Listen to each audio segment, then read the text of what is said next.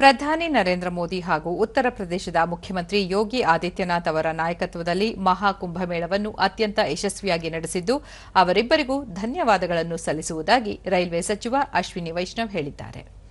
ಅವರು ಇಂದು ಉತ್ತರ ಪ್ರದೇಶದ ಪ್ರಯಾಗರಾಜ್ಗೆ ಭೇಟಿ ನೀಡಿ ಕುಂಭಮೇಳಕ್ಕಾಗಿ ದೇಶದ ನಾನಾ ಭಾಗಗಳಿಂದ ಆಗಮಿಸಿರುವ ಭಕ್ತಾದಿಗಳಿಗೆ ಕೈಗೊಂಡಿರುವ ರೈಲ್ವೆ ವ್ಯವಸ್ಥೆಗಳನ್ನು ಪರಿಶೀಲಿಸಿದ ಬಳಿಕ ಮಾತನಾಡಿದರು. ಪ್ರತಿಯೊಬ್ಬರ ಸಹಕಾರ ಮತ್ತು ನಿಕಟ ಸಮನ್ವಯತೆಯಿಂದಾಗಿ ರೈಲ್ವೆ ಇಲಾಖೆ 13,000 ರೈಲುಗಳ ಸಂಚಾರಕ್ಕೆ ಯೋಜನೆ ರೂಪಿಸಿತ್ತು. ಆದರೆ ಅಂತಿಮವಾಗಿ 16,000ಕ್ಕೂ ಅಧಿಕ ರೈಲುಗಳ ಕಾರ್ಯಾಚರಣೆ ನಡೆಸಿ ಸುಮಾರು 4 ರಿಂದ 5 ಕೋಟಿ ಭಕ್ತರನ್ನು ಮಹಾಕುಂಭಮೇಳಕ್ಕೆ ಕರೆತರಲಾಗಿದೆ. 45 ದಿನಗಳ ಮಹಾಕುಂಭ ಅವಧಿಯಲ್ಲಿ ಭಕ್ತರಿಗೆ ಯಾವುದೇ ತೊಂದರೆಯಾಗದಂತೆ ರೈಲ್ವೆ ಇಲಾಖೆ ಎಲ್ಲ ಕ್ರಮವನ್ನು ಕೈಗೊಂಡಿದೆ ಎಂದು ಹೇಳಿದರು.